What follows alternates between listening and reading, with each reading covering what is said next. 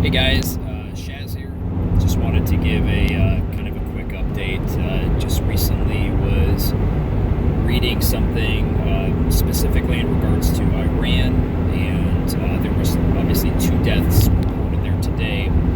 There's a city called, I think it's called Qom. Not sure if I'm saying that right.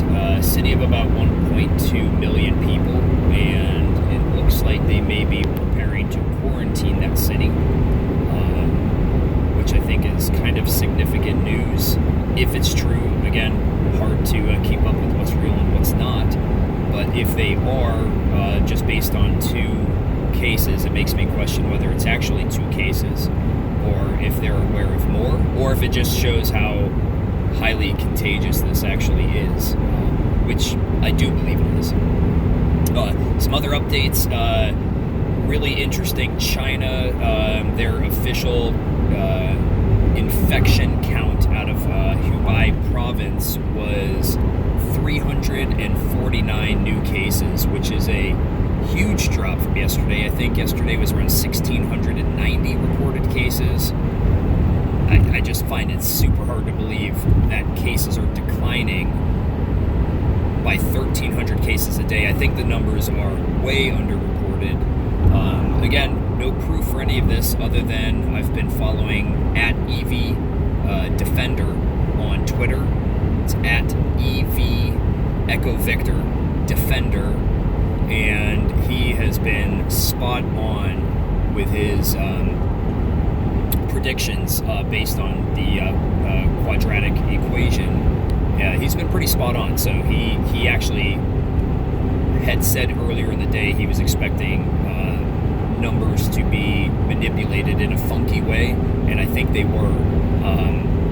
China says that they were going door to door in Wuhan to make certain that they had a correct count, and I think it just goes to show that this thing is just being completely underreported. So that's interesting. Another tidbit, the Diamond Princess, there are 28 serious or critically ill patients coming off of the Diamond Princess, and I think they've disembarked. I don't think they're no longer on the ship, but that's significant.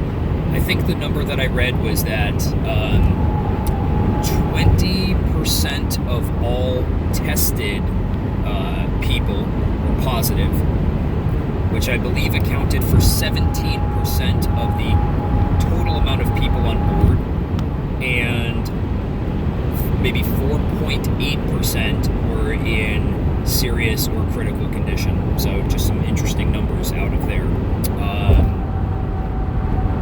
But again, I think the big news, if it does hold up to be true, is Iran either preparing to quarantine, if they're not already quarantining the city of Qom, 1.2 million people.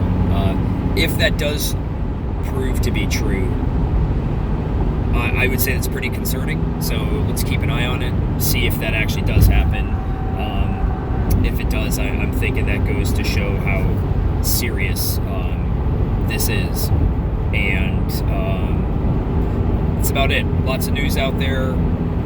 I did read a couple articles from virologists basically saying that the genetic sequencing, similar to what I saw yesterday, pretty much proves that this was not a bioweapon. Again, taken with a grain of salt.